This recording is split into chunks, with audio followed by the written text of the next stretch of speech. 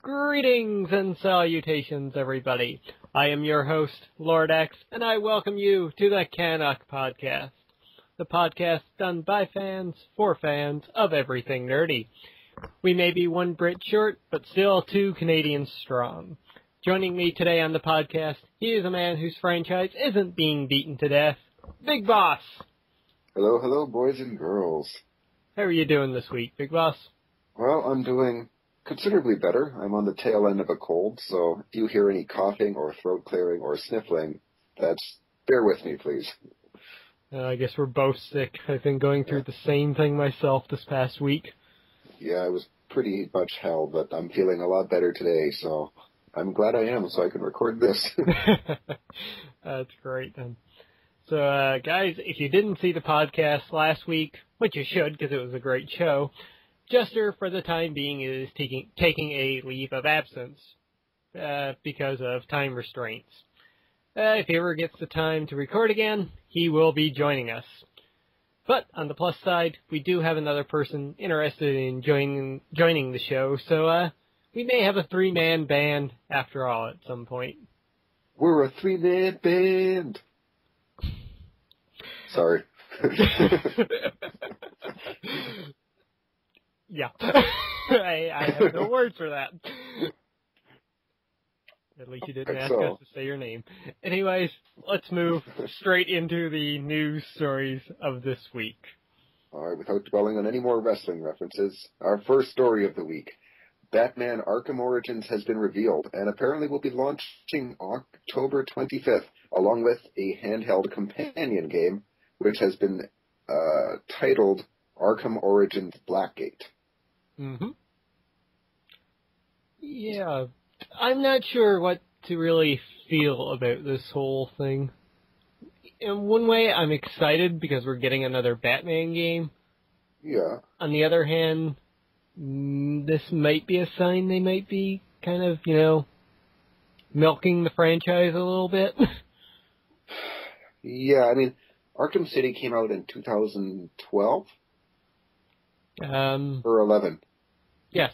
11. 11, yeah. Yep. Yeah, so it'll have been 2 years since Arkham City. Mm-hmm. I mean, put it this way, I'm getting yearly sequels like Call of Duty, which is nice. Like, even Assassin's Creed is turning into a yearly sequel game, which, frankly, I find disappointing. Yeah. I mean, this is a new developer, so, I mean, this isn't Rocksteady we're dealing with. Exactly, which makes you wonder, what are they doing at the moment? Oh, exactly. And, I don't know, I'm apprehensive, but cautiously optimistic, given the success of the previous Arkham games. Mm-hmm. I think it's cool, though, that they're doing a handheld companion game, so, yeah, when they were talking about that, I'm actually more excited for that one, for the way they described it. Yeah, like we've discussed before, that Vita needs way more games. Mm-hmm. And this Blackgate, the fact that they're describing it as being, completely separate from the Origins itself, mm-hmm. I mean, that way it's basically, I'm not just getting a port or, a dumbed-down version, so to speak. Yep. I'm getting a separate game to play on the Vita that ties into it separate. So that'll be interesting, which could be cool. Mm-hmm. And they're describing it as a kind of Super Metroid-type game as well. Which really perked my interest, because, Super Metroid with Batman. Oh, exactly. That's awesome. Another thing I like is on the cover of the Game Informer, the poster, it shows Batman on the front along with Deathstroke on the back. And Deathstroke being one of my 3 favorite DC characters, if not my favorite. I like this. Mm-hmm. Yeah, it's great that he's going to be involved. Oh, Deathstroke, frankly, I find he's a brilliant villain. So to see him going, head-to-head with Batman in the game should be very entertaining. Mm-hmm. So. Yeah, let's talk a little bit more about the main game itself. They gave some details, not a whole lot. The story itself is going to be, well, as the title says, Origins, so we're dealing with a younger Batman here. Yeah. I think they said that Gordon isn't commissioner yet. He's still captain at this point in the game. So you're not really going to have a whole lot of police support with you here either. That'll be different. Mm-hmm. Considering, in Arkham Asylum, you just walk right into the asylum and all the police are like, oh yeah, Batman, go ahead. Mm-hmm. So you got that to deal with. The villains, of course. I think the game is set up so that it's Black Mask being the main villain, and he's brought in 12 assassins, including Deathstroke, to kill Batman on Christmas Eve, I do believe. So it's a nice festive game. Yeah. Great for the holiday season. Another thing of note here is that they mentioned that since it's a younger Batman, apparently he will be battling a lot of these villains for like the first time. Mm-hmm. So, I mean, whereas in Arkham City and Arkham Asylum, like, he dealt with the Joker how many times before that? He dealt with Harley Quinn, with Solomon Grundy, Ra's al Ghul, et cetera, et cetera. He dealt with them all before, but it'll be to, be with Batman as he meets these guys for the first time and learns to, encounter these guys who he's not familiar with, but yet we as comic book fans and video game fans, we are familiar with. So I think that should be a neat experience. Yeah, it should be. They were I think we had some people talking about Penguin maybe showing up without the glass bottle stuck in his eye. Yeah, that'll be a new experience as opposed to the other games. Yeah, we might actually see how that happens. Yeah. Which would be pretty cool. Mm-hmm. But yeah, I'm excited for this. I'm really surprised, though, that they've already said, like, it's coming out October 25th. And they had, really weird box art for it. I mean, it's like the exact opposite of the Game of the Year edition for Arkham City. Yeah. Like, Arkham City Game of the Year edition, that box art was horrible for, like, the amount of clutter onto it. And this one, really sparse. Which was, I can't remember what the Game of the Year edition looked like for Arkham City. It might be for the best. Well, I can't believe it. Just give me a moment. I'm Googling this. All right. Arkham City Game of the Year. Yeah. Oh, wow. Yeah, that is like a whole buttload of writing all around Batman's face. Mm-hmm. Why does that exist? That is horrible. It's like 10 out of 10 right at the time. Oh my god, that is just why. It looks like a newspaper or like a magazine. Yeah. Such an ugly design they went with there. Yeah. Yeah. No, this design, I like it better, a lot, simpler, frankly. Yep. Which is good, because, I mean, you looked at the original Arkham City artwork, right? On the regular version, and that was kind of a little minimalistic, which was nice. It was, yeah. So it's good that'll have that. Plus, I need a lot of these for when they released Game of the Year, and did this one too. Well, we all know it's coming eventually. Yeah, we do. Okay, so let's keep moving here into our next story. We've got another game coming out October 22nd to be exact, and that's the PlayStation Vita game Tearaway is coming out then. Yes, it is. And to be quite honest, I'm really interested in this one, mostly because it's coming from Media Molecule. I was just about to say the exact same thing. The fact that it's a Media Molecule game lets you know that, well, at the very least, you're in for something very unique. And I mean, just looking at the art style of the game, it's very different than, most other games out there, which kind of is a staple for Media Molecule. Yeah. And characters on the box art, that could easily be a new mascot for the Vita. Yeah. Mind you, to be fair, a lot of people said the same thing about Sakurai. And while he's become a face, like, Sony's faces, he hasn't really become the face. True, yes. Yeah. Sony really hasn't had a the face since Crash Bandicoot, Since really. Crash Bandicoot, yeah. But to be fair, I mean, sure, we all identify Master Chief with the Xbox, but even then, not as much anymore, I find. True. Perhaps as we've moved forward, you know, consoles don't need faces as much anymore. Well, this is very true. Yeah. But regardless, I to be frank, I don't know too much about Tearaway. I don't know how the, you know, what the game sort of, what it plays like or anything, but... it's definitely one to keep an eye on, though. Oh, yeah, given Media Molecule's reputation, definitely one to watch.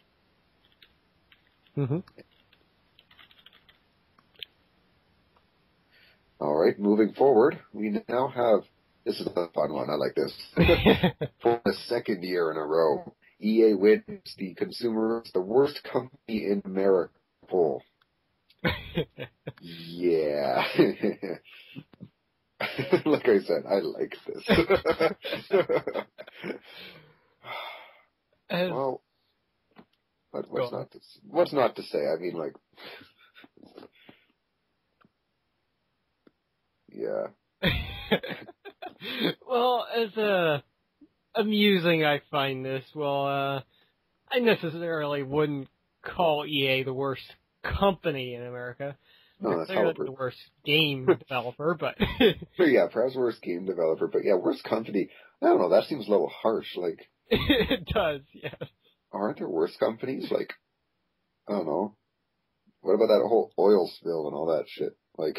Yeah, and the whole trouble with, like, Bank of America and such. Yeah, I know, I'd be more concerned with the banks that are screwing people over than the video game company that's kind of screwing me over a little bit, but not quite as badly, I guess.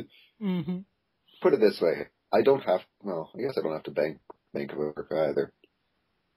It's tough for me to weigh in on this as a Canadian. Yeah. Unfortunately, we don't have an American on the podcast as of yet. Yeah, as of yet.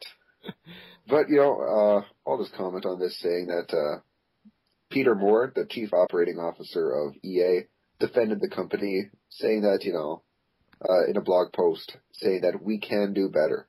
So it seems like he's kind of owning up to things, but at the same time, he's not really owning up to things.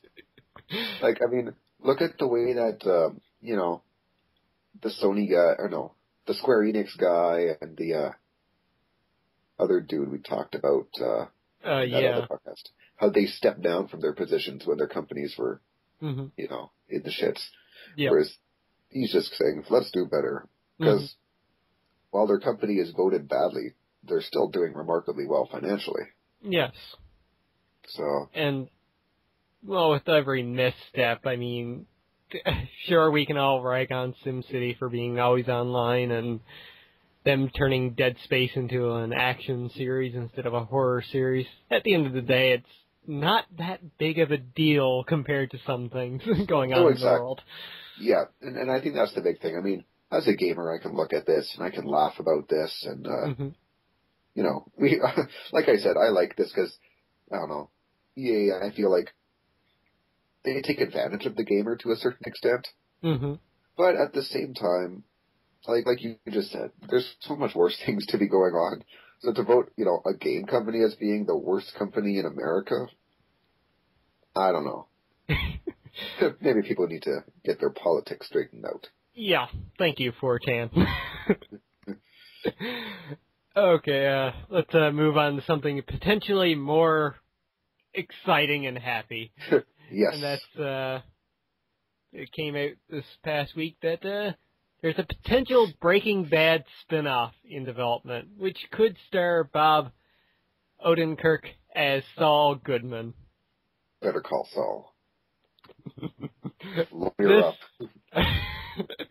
This would be absolutely fantastic if they did this. Well, Saul Goodman is a fantastic character in Breaking Bad. I mean, he's no Walter White, but very interesting. Especially given the fact that, I mean, the guy clearly has hooks in the criminal underworld. I mean, he knows how to launder money. He knows stuff like, you know, all that. I mean, he isn't just figuring this out with Walt. He's guiding him through it. So he's obviously done this before. And chances are, I wouldn't be surprised if while he's working with Walt, he's doing this for some other people too. Yeah. So I think that it's a neat story because, I mean, we're already watching Walt's and Jesse's story in Breaking Bad. Mm-hmm. So now we can see some of the other, crime that goes on in New Mexico there. Yeah. And there was saying, too, that quite a while ago, that Saul is probably going to be one of the very few characters to get out of that series. So, if anybody's going to have a spin-off, it's most likely going to be him. Yeah. AMC's been doing fantastic with their program as of late. I mean, mm-hmm. Mad Men, while I haven't watched it, I've been told it's a brilliant show. Mm-hmm. I mean, we've both discussed The Walking Dead in depth on this show. Yep. And while we haven't discussed Breaking Bad on the show, I know you and I are both fans of the show. Mm-hmm. I've never watched Hell on Wheels, so I can't weigh in on that either. But AMC's been doing a fantastic job. And frankly, I have no doubts that they would do a good job with this as well. Mm-hmm. I'm quite optimistic that it wouldn't end up being another Joey. The less discussion on that, the better. Yeah. Another thing they comment about, the spin-off, because given, Saul's reputation as being a character who he introduces a fair amount of comic relief into the show, the show would probably have that similar dark yet still comedic vibe that we see when, he's around in Breaking Bad. Mm-hmm. Which is good. Oh, exactly. I've always loved his character. He's a lighthearted character, so. Mm-hmm. And even though he's a weasel and kind of conniving bastard at times, you still like him. Oh, exactly. Like, he's scheming, but he's not a hateable character. Exactly. He really hasn't done anything to be hated, really. Frankly, the guy, you know what? He's never done anything to hurt anybody. Mm-hmm. I think that's the big thing about Saul as a character. He's done things that, in his best interest that admittedly aren't exactly good things, but he's never really hurt anybody, which in that show goes a long way. Yeah. As we see the progression of, the downward descent of Walter White and even Jesse Pinkman and like how, he's turning things around. Like they've hurt people though, whereas Saul hasn't, which it's refreshing for his character. So yeah, it should be interesting. I'm looking forward to that. Yep. Okay. All right. This is another interesting one here. This is only a rumor though, but apparently Marvel is eyeing the Evil Dead director, whose name is Betty Alvarez. Oh, yes, God. something like that. And screenwriter Rodo Sayegüez are up for Marvel's Doctor Strange movies. If both those guys are watching this podcast, I sincerely apologize for butchering both of your names. Yeah, it should be interesting. Oh my God, why? That's disgusting. Sorry, on the Evil Dead page article that I'm reading from, I see that disgusting face from the movie just there. It's like, oh no. Oh, I know. I cannot watch the commercial because of that. But scrolling down to look at Doctor Strange instead. Yeah, I'll just go out and just say this. I don't watch horror movies, so I have no intentions of watching this Evil Dead movie. Yeah, However, neither do I. I mean, I watched full Evil Dead, but that's because that's Bruce Campbell, and it was a lot more cheesy and comedic than horror movie. I mean, Army of Darkness is a classic. Yeah. But those who I've talked to who have seen the Evil Dead movie, they've all said really good things about it. Like, they said it was really genuinely scary. Yeah, I've heard that from my friends as well. And, like, they've had nothing but good things to say. So, for, these guys to be handling Doctor Strange, who, well, no pun intended, is a strange character, yeah, it should be interesting. Yeah, their style, I would imagine, would really come in appropriate for some Doctor Strange stories. Yeah. I mean, put it this way. I think the worst news story we could ever cover, Michael Bay, director of Doctor Strange. And if that happens, remember, you heard it here first. I don't think Marvel would let him within poking range of any of their franchises. Let alone Doctor Strange. There's I could think of so many franchises I would give him before Doctor Strange. I would just keep him so far away from Doctor Strange. Yeah, I think I would let M. Night Shyamalan handle it first before him. Oh, yeah, by a long shot. At least M. Night whatever. At least he's weird enough to do that sort of thing. Mm-hmm. Whereas, let's do lots of explosions and car chases. Wait, what? You want a car chase in a Doctor Strange movie? Yeah. And buildings collapsing. Okay. Anyways, but no, I don't know. Should be interesting. Mm-hmm. I just like the fact that they're moving more forward towards this Doctor Strange movie. Yeah, hopefully they haven't really confirmed solidly anything yet, but they've been talking it up for quite a bit, and Kevin Feige has really said that Doctor Strange is one of his favorite characters, so who knows? Yeah. And besides, they might be waiting on something like Guardians first to see how that does, so that they can take another step forward into stranger territories. Yeah, exactly. I mean, Guardians and Doctor Strange are not exactly Marvel's flagship series. Mm-hmm. Frankly, I've never read anything Guardians of the Galaxy, and and my knowledge of Doctor Strange is fairly limited. Mm-hmm. But from what I've seen, the little bit I have read, he's a very interesting character. I love all that, the mysticism around him, mm-hmm. which is really cool.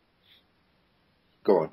Oh, I was going to say, you should really take a look into the animated Doctor Strange movie. It's on Netflix. Okay. Canada or American? American for sure. America. Okay. Yeah, no, it's a character I'd like to see, and I really hope, these kind of, so to speak, kind of B-level characters, not in terms of their power, in terms of their popularity. I hope their movie franchises can take off, because, I mean, those are some great stories that Marvel has that, aren't getting to be told just because they're not as popular with the fans. Mm-hmm. And I'd like to see them become popular with the fans. Yeah, same. I mean, well, look at the first Iron Man movie. Iron Man was not that popular before that. So. Oh, admittedly, I knew next to nothing. I mean, I didn't really read much comic books before then anyways, but I knew next to nothing about Iron Man. I had heard of him. Mm-hmm. I couldn't tell you anything about the guy until I watched the movie, and I mean, now Iron Man is a household name. Yep.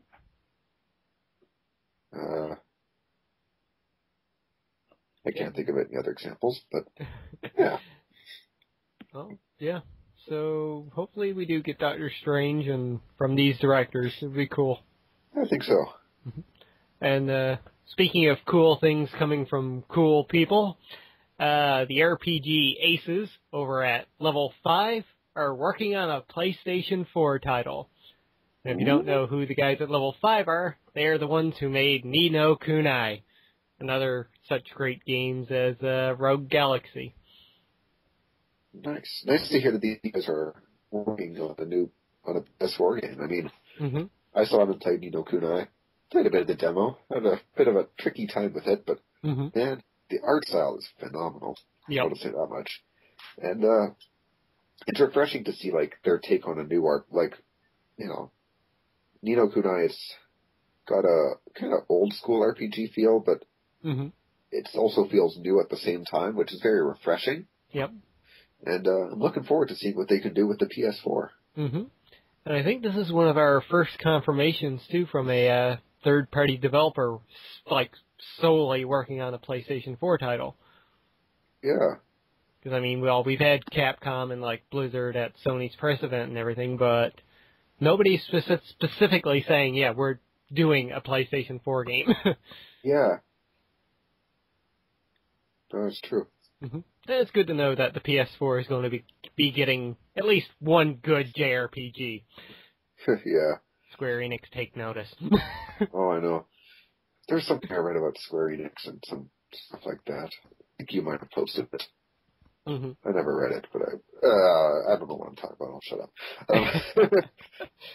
Yeah, no, it's, you know what, like, frankly, here it is. More reason to look forward to the PS4. Mm-hmm. I'll just go out there and say that. It's looking better and better each and every day. Indeed. Still waiting on pre-orders to become available. Yeah. I know, I hope they do. I know they didn't do pre-orders with the PS3, though.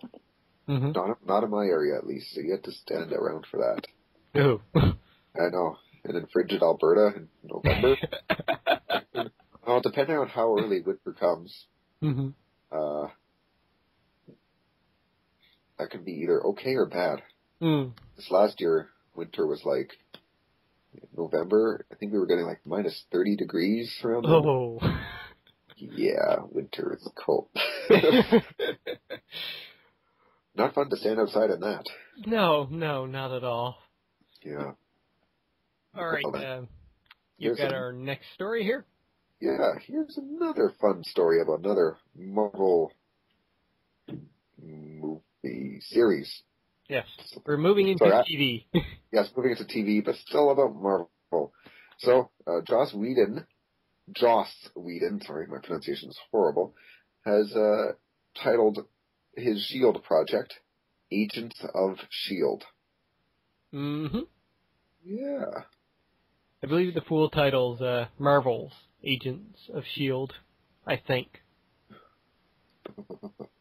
Now titled Marvel's, Agents of S.H.I.E.L.D. Agents of S.H.I.E.L.D. I can't speak. What is wrong with me? As opposed to just being simply S.H.I.E.L.D. But apparently it has not yet been picked up. But, mm-hmm. I mean, given the massive success of Joss Whedon's Avengers, mm-hmm. Yeah, why would someone not pick this up? Yeah. And besides, we're getting Agent Coulson back. Yeah. Which is going to be absolutely wonderful. Still curious on how they're going to bring him back from the dead, but... Hey, come on, comic books people all the time. Yes, that is true.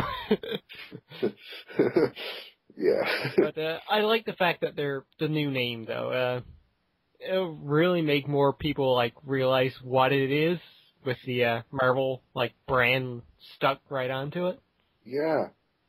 And, you know, I gotta say, the way they handled everything was amazing. I mean, like, you look at the S.H.I.E.L.D., oh God, wrestling. Sorry. Believe in the S.H.I.E.L.D. Believe in the S.H.I.E.L.D. No, you look at the Avengers, right? And I mean, who were the big names in the Avengers before all the movies came around? I mean, people knew of Hulk. People knew of Captain America. Yep. Admittedly, people didn't know too much of Thor or Iron Man or Hawkeye or Black Widow. Mm-hmm. But in the past years, we were able to build up Iron Man, build up Thor, build up Black Widow as well as Hawkeye, mm-hmm. and now put them all together into one movie that made billions of dollars. I mean, that's fantastic how they were able to bring it together. And I mean, now, like, all those characters are household names. Yep. And now, S.H.I.E.L.D., which before would have probably, if you had talked about a S.H.I.E.L.D. movie back in, like, the 90s, you'd be like, what? Like, that's never going to catch on. No, and they found that out with David Hasselhoff. Yeah, exactly. Ew. Did I mention you? I'm sorry, the only good thing I think David Hasselhoff has done, other than Baywatch, but I digress, was the SpongeBob SquarePants movie. But that's just because he was being an idiot in that. And I'm okay with that. As well as the limbo dance. That is not forget the limbo dance. Yeah.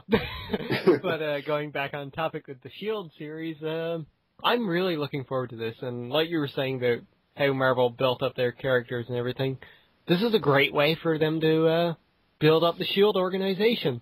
Oh, exactly. Get to know, like, what S.H.I.E.L.D. do, like, mm-hmm. what they stand for, mm-hmm. what's their role in the world, basically. Yeah, because we've only had touches of it in the movie. Exactly. Yeah, I mean, you saw the Avengers, you saw, like, the S.H.I.E.L.D. helicarrier and mm-hmm. stuff like that. I mean, S.H.I.E.L.D. took a kind of backseat role. It was basically like Nick Fury and his cronies mm-hmm. with superheroes. Yep. as opposed to S.H.I.E.L.D. itself operating themselves. Yeah. We're getting more of them in Captain America, the Winter Soldier, though, because, well, they have Nick Fury back and Black Widow. Maria Hill's in the movie as well. Speaking of, I hate Maria Hill. Fuck, that girl's a bitch. Sorry. I mean, I love the actress who plays her. I love Robin. I love Kobe Smulders. Mm-hmm. But yeah, after reading Civil War, Maria Hill is a bitch. I hate her. Yep.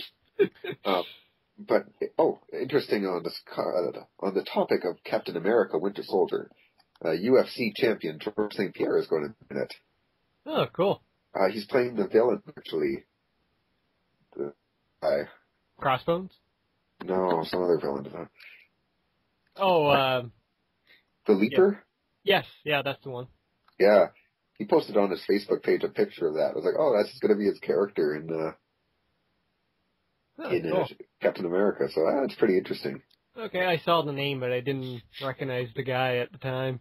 Yeah, he's our Canadian UFC champion. Oh, cool. From Quebec.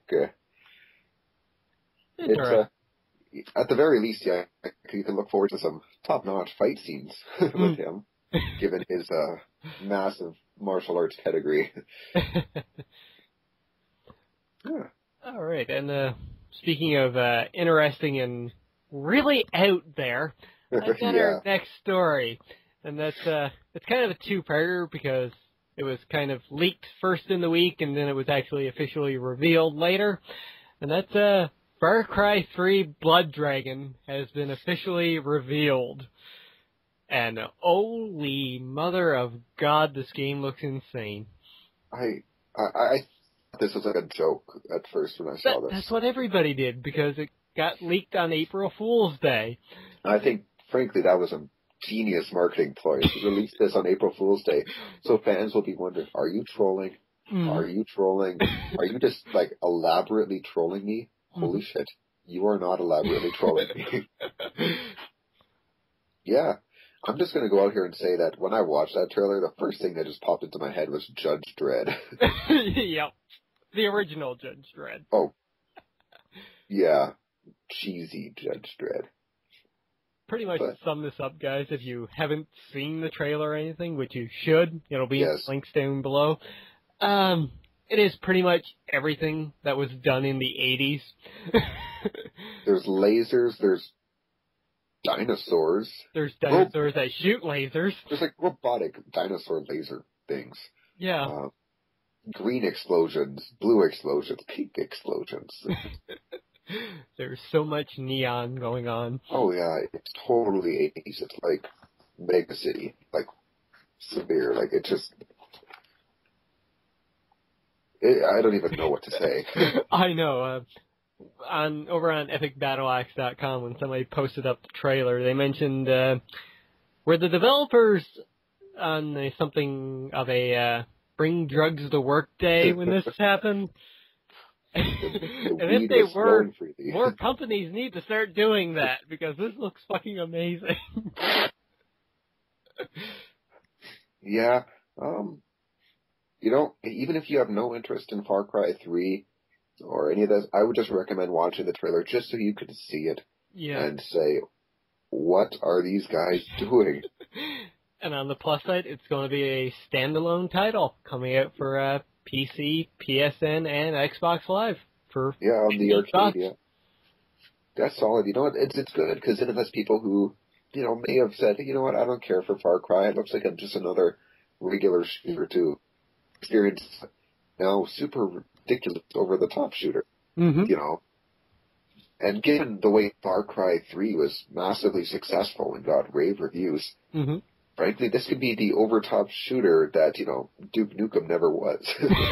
Yeah, I never thought about that, but you bring up a good point there.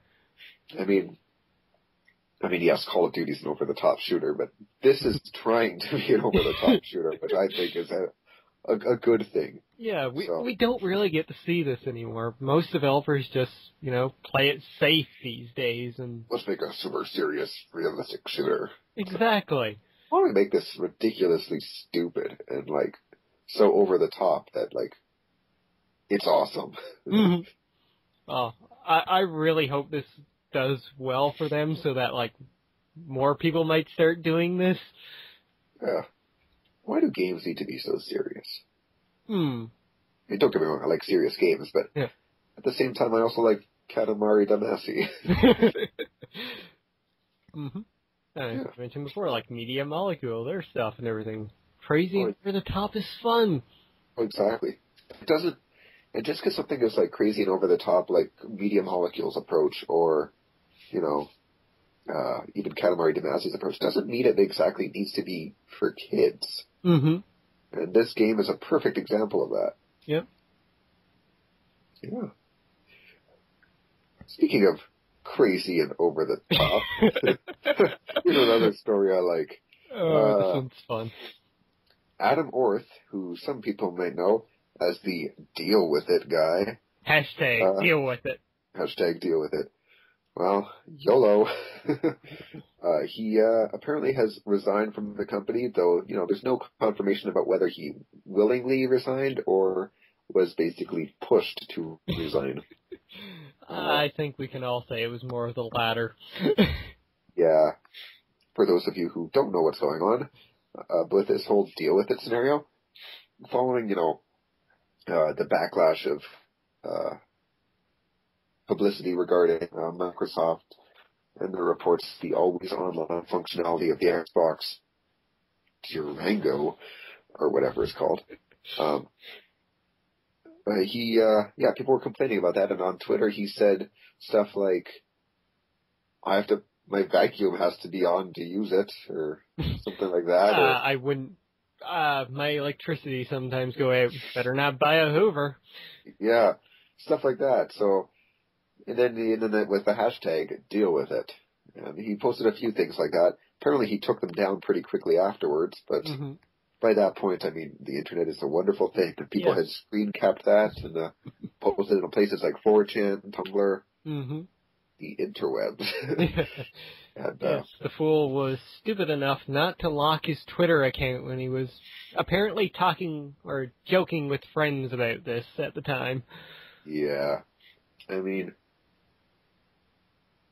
frankly, that's a big blow for Microsoft to have one of the guys. I mean, the fact that he's standing down, though, makes me wonder if, you know, Microsoft is now going to acknowledge the fact that, hey, the fans are not happy about this, so maybe we should deal with it. Yeah. Oh, you've got to wonder what's going on in Microsoft right now with this and with, like, every rumor that's been coming out about the Durango or 720 or Nextbox, whatever you want to call it. What is going on in their boardrooms right now? I mean, like I just said, like, are they just completely oblivious to the fans? Like, the fact that the fans are saying, "Oh, this is horrible, this is horrible," are they just saying? And then you know, you read all the comments, and the fans are saying, "Well, I've always been a Microsoft supporter, but hey, it looks like I'm buying a PS4." Are they just saying, you know, are they reading that and saying, "Oh well, we better carry on with this always online functionality"? Like, if people are talking like this, do you think they're really just going to buy your system when it comes out?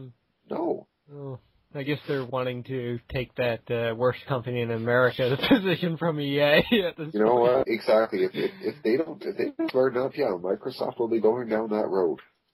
Watch out, Bill Gates. Watch yourself, man. Oh. Right. Let's keep moving here into something a little bit better. Here's some good news, actually. Yeah. A while ago on the podcast, we had the breaking news that Rayman Legends was delayed, unfortunately, until September, because nothing's coming out this fall, so why not release something in the fall? And that's not like Grand Theft Auto's coming out or anything. Yeah, or Batman, or Assassin's Creed, or Killzone, or the list goes on. Or Tearaway. Yes, or Tearaway. But this delay has resulted in the developers creating 30 new levels for the game. Which is awesome. Game developers, take note. That's how you delay a game.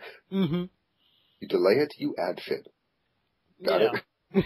Instead of, like, being pissed off at Ubisoft for causing the delay, they were like, well, we've got more time now. Why not make some more shit? No, exactly. You know what? I think that's great that the company's doing that, because, I mean, it seems like fans are pretty pissed off that they just kept getting the game pushed back further and further. Multiple times it was delayed, actually. Yep.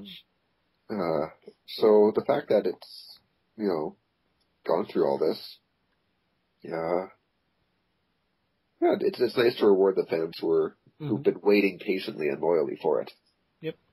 And I'm excited for this. From what I've seen of the game, it's going to look fantastic and play fantastic, so.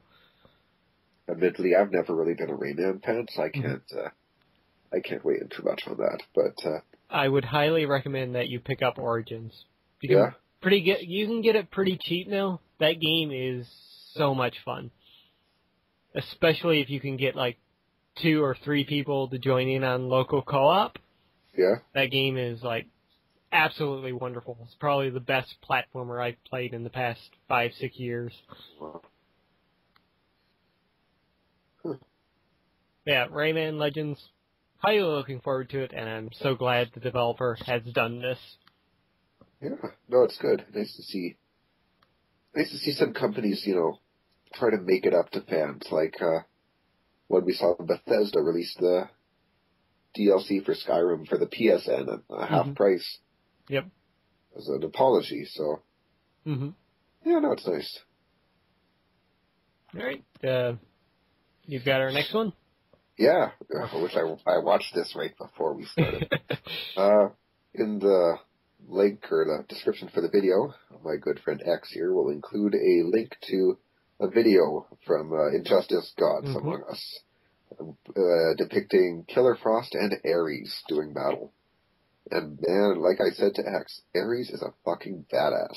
Indeed. I'm kind of happy for this. I mean, they're not, I guess, not that popular of characters anyway, so they're really pulling from the unique character pool for this game. Well, I mean, we already got the kind of stereotypical mainstream, so to speak, DC characters when we saw Mortal Kombat versus DC Universe. Yep. I mean, now that we're just doing a DC game, it's like, all right, do we just have 8 characters, or do we actually use DC's roster and pick up some characters that most people haven't heard of? But, you know, like, there's another way to introduce people to new characters. Yep. Which, compared to Marvel, DC could learn a thing or two from. Very much so. The only thing that really disappoints me about this is Killer Frost and Ares were the last confirmed characters for the game. I'm sorry, bro. I want Lobo. Well, hey, they did say DLC, right? Yes. Though I did Ed Boon has been teasing Lobo and Blue Beetle for DLC characters. Booster Gold? Did I say Booster Gold? No, Blue Beetle. I just thought of Booster Gold. Oh, yeah. Who knows? He might be there as well. He's an interesting fella. He is indeed. Yeah. I don't know. I mean, frankly, the game, I watched this, and I mean, I played the demo for Injustice. It still reminds me very much of a Mortal Kombat game. Yeah, it's got the same kind of pacing, really. For better or for worse. If you like Mortal Kombat for that, then this is great. Yep. If you don't like Mortal Kombat for that, then not so great. Yeah. So for me... how did you think about the environmental attacks and features? That was actually really cool. And that was another thing I liked about in the demo was how, you know, when I think it was Killer Frost, she hit Ares into the aquarium. And it shattered and all, like, the water poured out. Like, I thought that was neat. Yep. It's, they seem to be doing well with the environmental aspects of it, which is cool. And some of the super moves are crazy, too. Ares was just Ares is so awesome. badass. Yeah. Even, Killer Frost was cool, too. With, ice walls and stuff. That was sweet. Yep. Not as cool as Ares. I loved all Ares' moves and all his swords that he was throwing around and all that. Like, man, that guy's a badass. Yeah. Who knows? Maybe he'll become popular enough so we'll finally get a Wonder Woman movie. Yeah, we've been waiting for that long enough. And speaking of DC movies, yes, our last news story here this week involves the Man of Steel movie could set the tone for future DC movies, which, coming out of this, is awesome. Like we just said, DC could stand to introduce more characters a little bit better. Yeah, and, well, a movie involving Superman is the perfect movie to set off a DC cinematic universe. Oh, exactly. I mean, Superman is arguably the most famous superhero out there. Yep. Yeah, Spider-Man and Batman, I would say. So the fact that the Superman movies have been rather hit and miss in the past, this should be good. Like, they look like they're taking this one very seriously. And I mean, Zack Snyder is a great director, in my opinion. Yep. And they have Chris Nolan, overseeing the thing, too. Yeah, and I mean, we've seen Chris Nolan's work in the past. Or maybe we have, I don't know. That Dark Knight movie was kind of underground, but hey, whatever. Yeah. No, it's cool that they're trying to really set that forward, and like they said, for talking about the future of DC movies, and it goes to show that it sounds like they want to do more than just their flagship series. I mean, there's talks about Del Toro doing his little group movie involving some of the darker characters in the DC universe, which I'm really hoping does happen. Yeah. I mean, yeah. I mean, we did get to see, speaking of exposure to DC characters, we saw a fair bit of that in Smallville, which was kind of nice.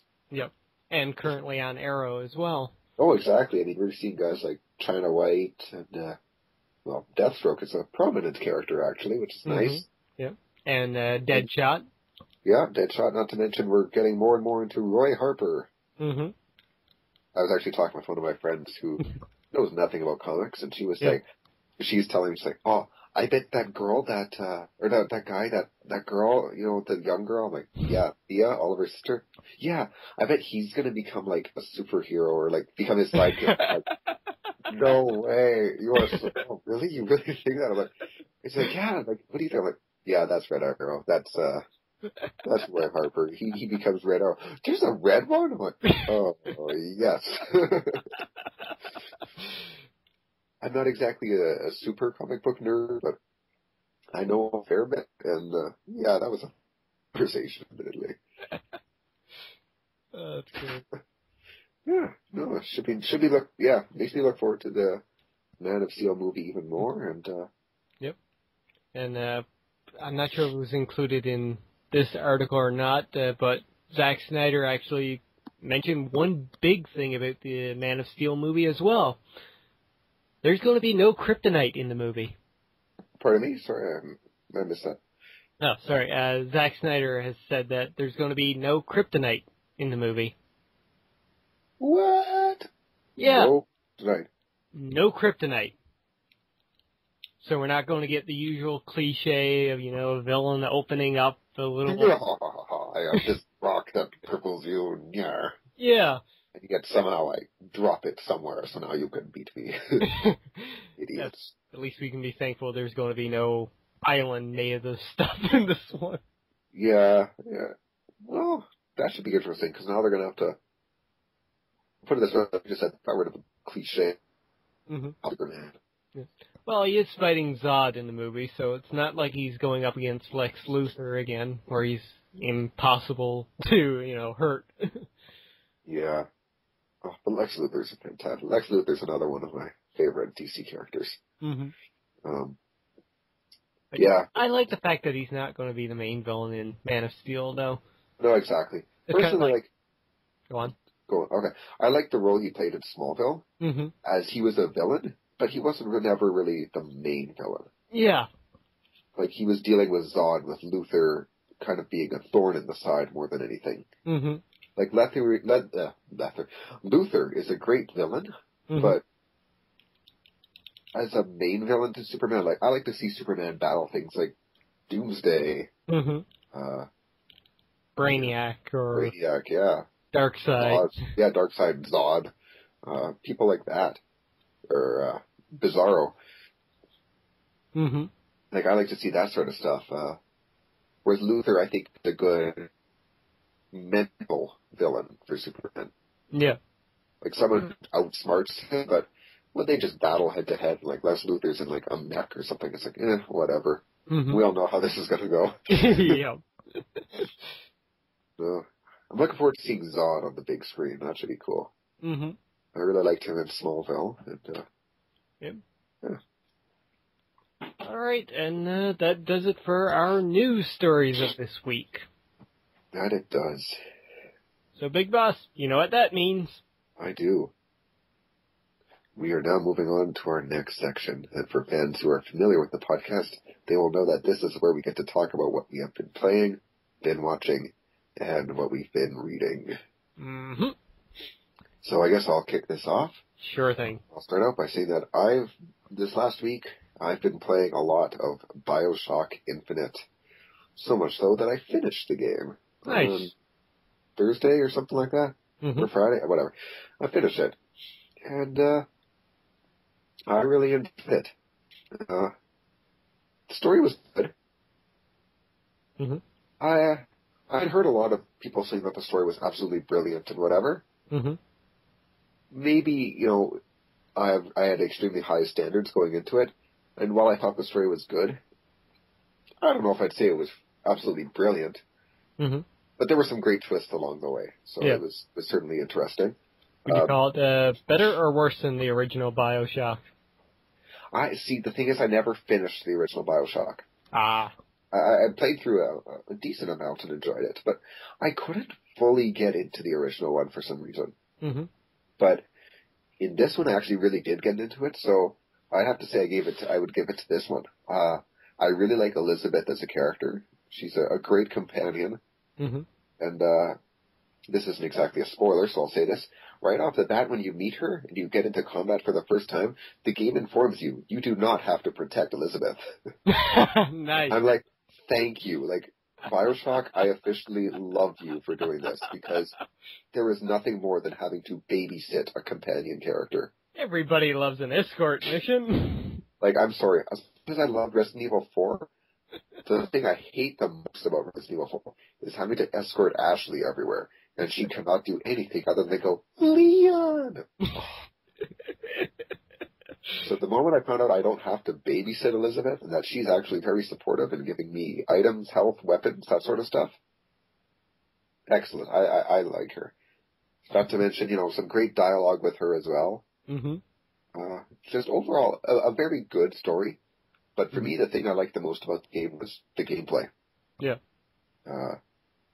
Frankly, as of late, I've been getting a little annoyed with all the first-person shooters that have been coming out. Mm-hmm. I mean, I used to be a Call of Duty fan, I'll admit that, but really, I get to look forward to Modern Warfare, 4 this year or whatever? Probably, yeah. And then I get to look forward to Black Ops 3 the year after. Mm-hmm. I'm so excited for that. More of the same. But BioShock takes a nice, refreshing look at combat, and, with the use of the Vigors and everything, or plasmids as they were called in the previous game. Mm-hmm. Games. No, it's a lot of fun, utilizing the environment and everything. Just the world itself is absolutely incredible. Like, Columbia is beautiful. Mm-hmm. So, yeah, I would definitely recommend BioShock to anybody who's watching this and has any interest in it. Awesome. I'm really hoping to pick up the game next month when I don't have anything else to buy, aside from Far Cry 3, Blood Dragon. Alright, the first game I'll mention here this week is, I've been playing a lot of Poker Night at the Inventory. I got the game when I pre-purchased the second one, because the second one is looking amazing. A lot of fun with the game. I mean, it's your basic poker game, so there's nothing really special in that aspect of it. But the character interactions in the game are so so fucking hilarious at times. So it's like a poker game with a story mode? Kind of, I guess. But it's basically just a bunch of characters shooting the shit. Like, talking about random things. Okay. Like, from their own, like, games, or in the case of, what's his name from Penny Arcade? I can't mind it now, but he's, like, talking about things like his convention, Penny Arcade Expo. Yeah, stuff like that, and the Heavy from Team Fortress is going on about, like, his backstory in life, which is so funny. He's like, I can do any job for you. Nice and quickly. Not quiet, but quickly. And messy. So it's really funny. It's humorous. That's good. It's good. And at the moment, it's still $5. And if you pre-purchase the second one, you get this one for free, so. Nifty. Mm-hmm. So the next game I've been playing, I decided to go a little bit old school. And, you did. Yeah. And I decided to start playing Legend of Zelda Ocarina of Time. Booyah. Just a note, I'm not playing this on N64, I'm playing that GameCube version there. That special disc that has, like, Legend of Zelda 1 and 2, Ocarina and Majora's Mask on it. Oh, okay. Yeah, that's a fantastic disc. Yeah, so I haven't gotten too far in it yet. Just got to the Deku tree. I haven't had too much time to play. Mm-hmm. But looking forward to making some more headway in that over the upcoming week. Nice. Definitely a great classic. I need to get back to the 3DS version myself. Well, some nerds on this podcast might be shocked to hear that I have never played a Zelda game before. And I've been told by numerous people that I have been missing out. With lots of people describing Ocarina of Time as their favorite game of all time. Mm-hmm. And so, with a reputation like that, I can't just simply look past that. In the same way I would urge someone to play Final Fantasy VII or Metal Gear Solid, I feel I am, obligated to play this masterpiece in gaming as well. Mm-hmm. Well, to make you feel better, I've never actually finished the game myself, but... All right. It's a race, I see.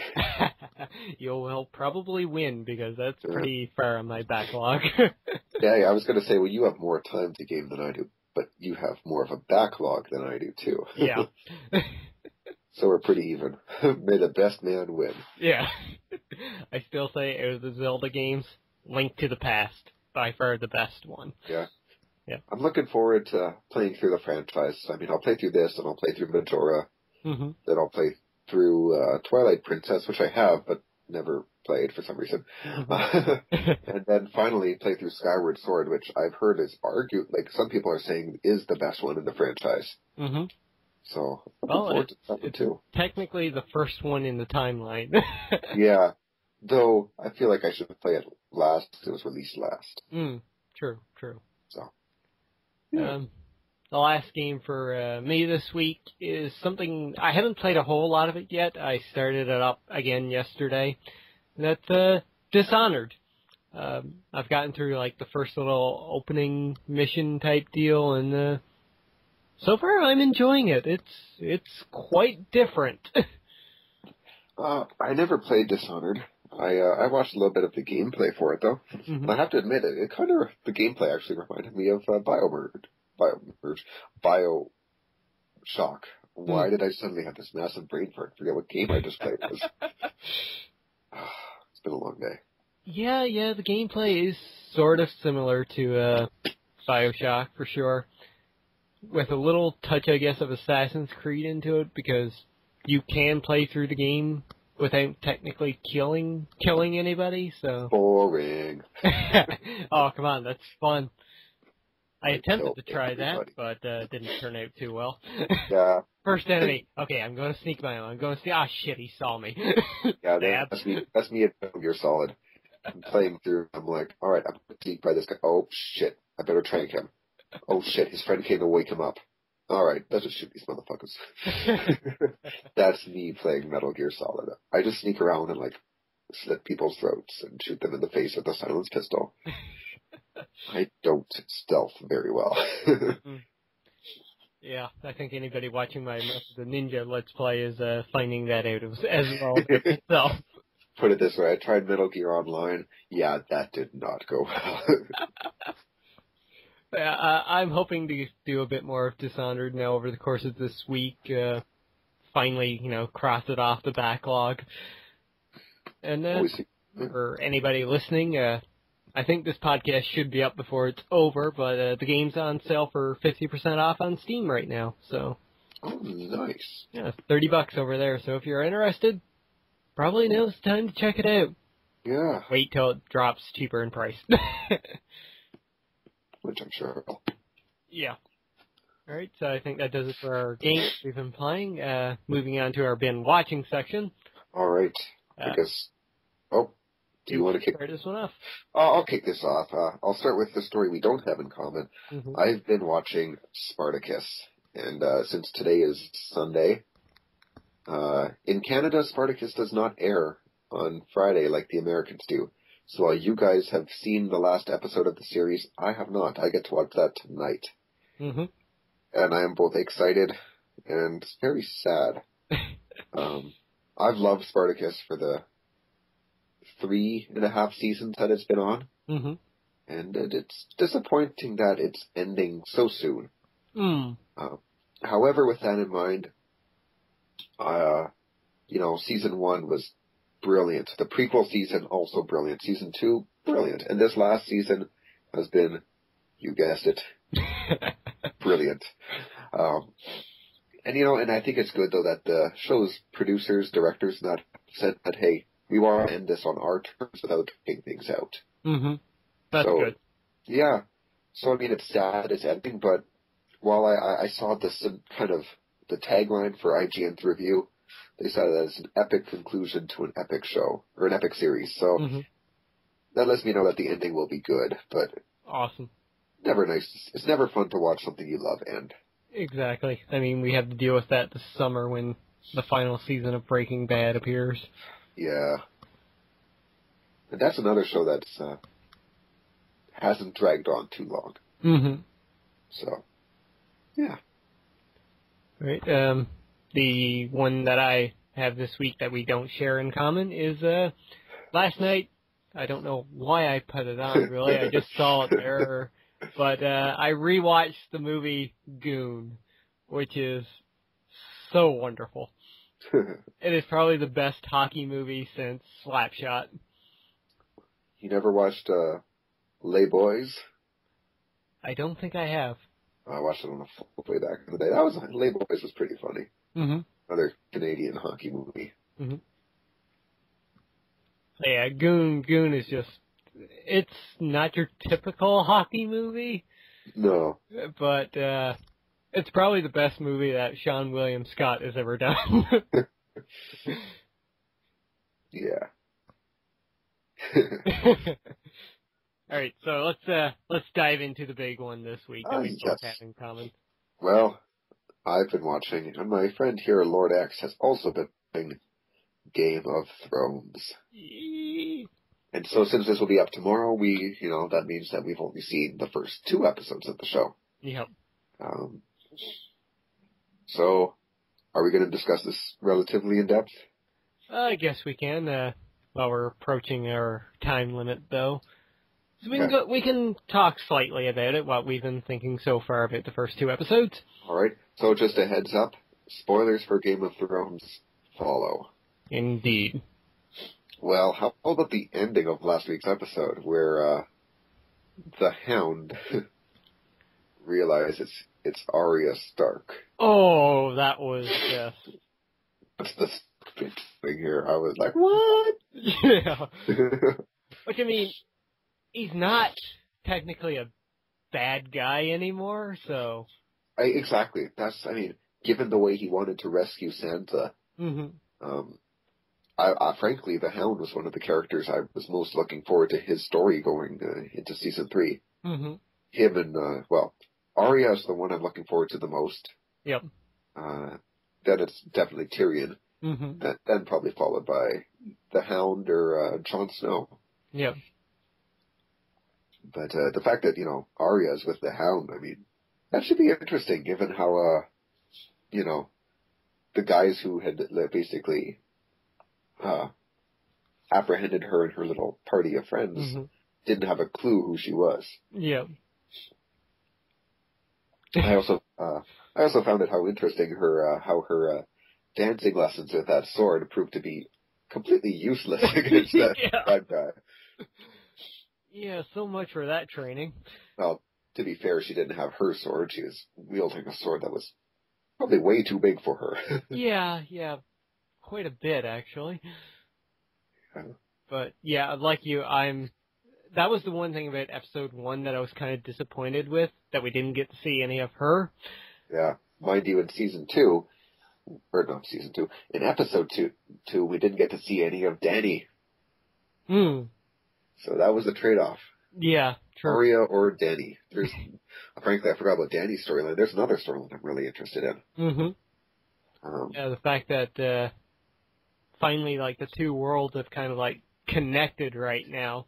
Yeah, I loved that at the end of that first episode when Sir Barristan showed up to serve her. Because I like Sir Barristan as a character. Yeah, he was great. In the first season. I loved how he walked away from Joffrey all pissed off, and that looks like he has beef with her. So. Oh, very interesting show thus far. The developments, I mean, there hasn't been anything too drastic yet, but... Yep, talking with friends, though, who have read the book, they've been saying a lot of praise about what episode 3 could be bringing. Okay. Yeah, so... I haven't read the books myself. I don't know if you have. I've only read the first one so far. I've had people tell me, I don't know how you can watch the show without reading the books. But I kind of like having not read the books. Because I don't have a clue what's coming in the show. Yeah. And plus, I feel like if I read the books first, there's some things in the show that I might be disappointed by. Yeah. And then, I mean, I do have every intent of reading the books later. And then when I read the books, chances are I'll be even more excited. Be like, wow, this is even better than the show was. So that's the approach I'm going to use. I don't plan to read the books until I finish the show. Yeah, I'm sort of taking the same approach as you are in that regard, since I plan on reading the second book in the near future. Plus, I'm a slow reader, so I mean, I've read like half of the first book, but yeah, I'm a horribly slow reader, and I have a hard time focusing my attention on things. Well, in that regard, you'll have no worries about season 3 and 4 being like book 3. Yeah, I've heard that book 3 is being broken down to 2 seasons. Yep, and according to my friends again, most of the big shit happens in the second half of the book, so... Oh, we have to wait till next year. Yeah. But yeah, so far, first 2 episodes have been absolutely amazing. Yeah. We haven't had to deal with Joffrey being an absolute asshole. No, and I find, Lady Tyrell. Yeah, Marjorie, isn't it? Yeah. Marge. I find it... What was it? Sorry, I'm laughing about something else. Horrible boss is how it is. Large Marge. No, I find it interesting how she's basically, so to speak, taming Joffrey almost. And it makes me wonder if she's evil as well. Possibly more evil than he is, or something like that. Like, the one thing I loved about that, it was the second episode, was her conversation with Sansa and her grandmother, which, by the way, I think her grandmother now is my favorite character in the show. That woman did not bullshit at all. Yeah. I want her to meet Tyrion. I think they would be great. Oh, God, yes. I think their dialogue would be up there with, when Arya was with Tywin Lannister. Like, that was some of the best dialogue of the series. Yep. Yeah, no, 2 episodes. Or go ahead. I'm sorry. I think going with her grandmother again. The woman's like, what was her name? The Queen of Thorns, I think. Her title I can't remember. I think that's what it is. What I read in the IGN's review of the second episode. But she's like too old to like do all these lies and conniving schemes that pretty much everybody else in the show does. So she's like, yeah, fuck it. We're just gonna go straight forward with this shit. And that little scene with Marge and Joffrey too with the crossbow, that was brilliant. Frankly, I started to get a little bit worried when I saw Joffrey with that thing. I'm like, oh no. No. Don't give him a weapon. We saw what he did last time he had a crossbow, and that was not fun to watch. No. But who knows? Marjorie could be killing something very close to him.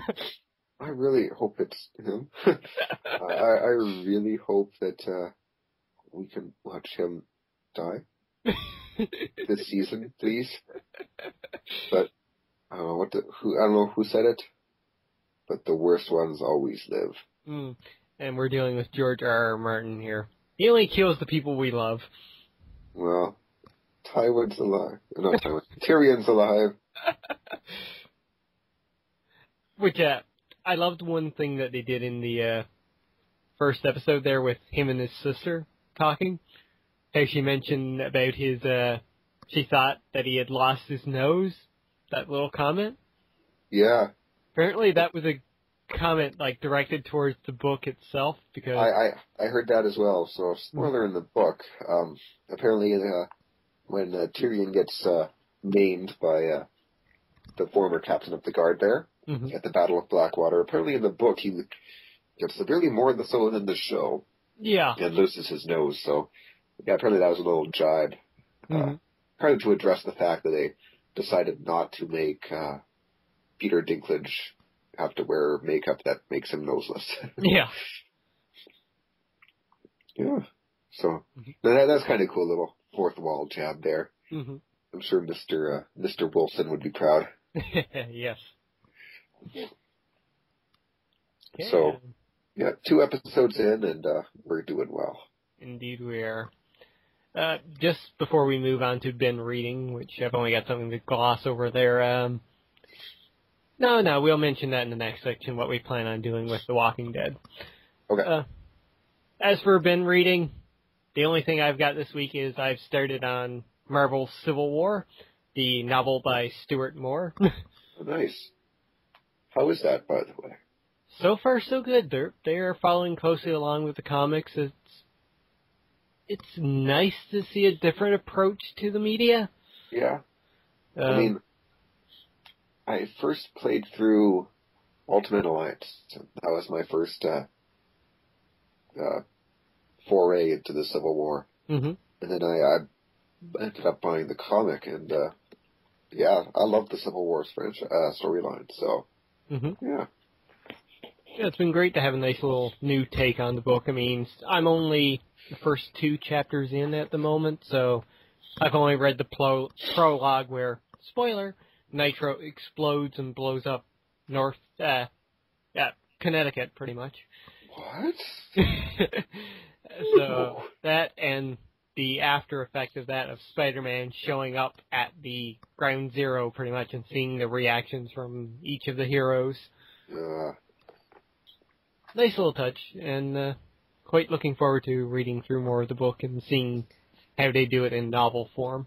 Yeah, I've always thought that would be a cool approach, is take, comic book characters and do it in the form of a novel, so, I mean, less visual, but more descriptive, so a little more left to the imagination, which is cool.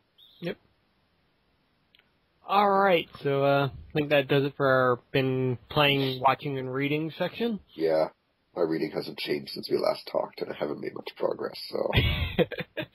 Now we shall move forward to our shameful... shameless, my bad. Promotion. Hey, come on. I got all the shame. Well, that's kind of like minor now that Jester's not on the show, but we'll still plug Jester's stuff. I was going to say, you know what, since, you guys know you can follow me on Twitter, I'll just plug in Jester. As he mentioned on the last podcast, he's focusing more, while he enjoys doing videos for you guys, his Purge on Borderlands and Walking Dead series, his main passion and focus is on his writing. And as such, you can 2 series he has developing, Blaze and The Hunters, on his Blogspot channel. Indeed. So please go and check out Jester's stuff. His writing's absolutely fantastic. Well, Jester's great. He really is. Mm-hmm. As for myself this week, the normal videos are going up with Spec Ops and Mark of the Ninja and Super Mario RPG. But today I actually yesterday, I started up my new weekend series, which is the Oregon Trail Director's Cut. Ooh. Yes. This episode ended up being 35 minutes long. I love the game itself. It's pretty much a zombie apocalypse version of the Oregon Trail. $5 on Steam. But please go check out the video and watch my adventure with Jester, Jay the Classic Gamer, Amaret, and Katazy Cat.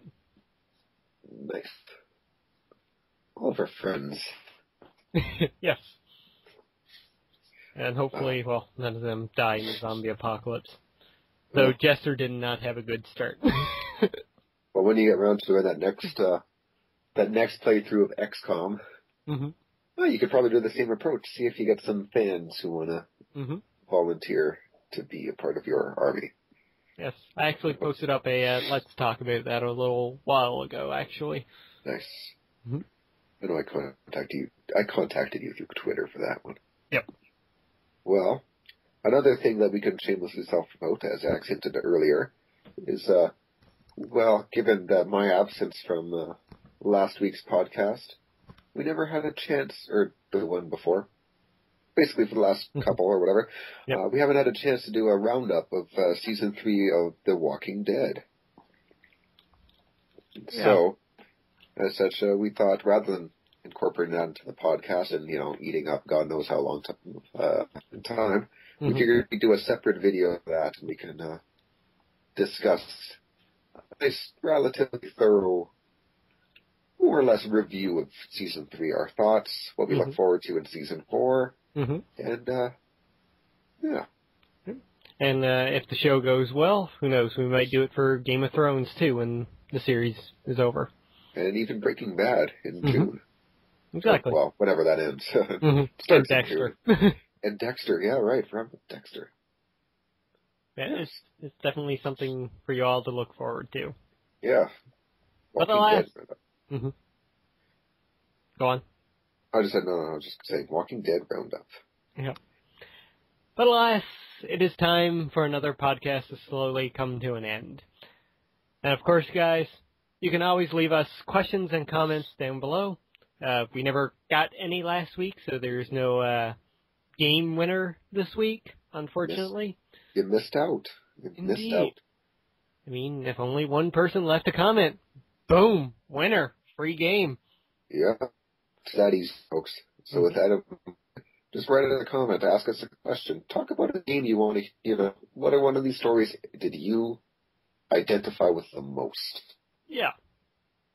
Or even a story that we didn't cover, which you think we should have. Yeah.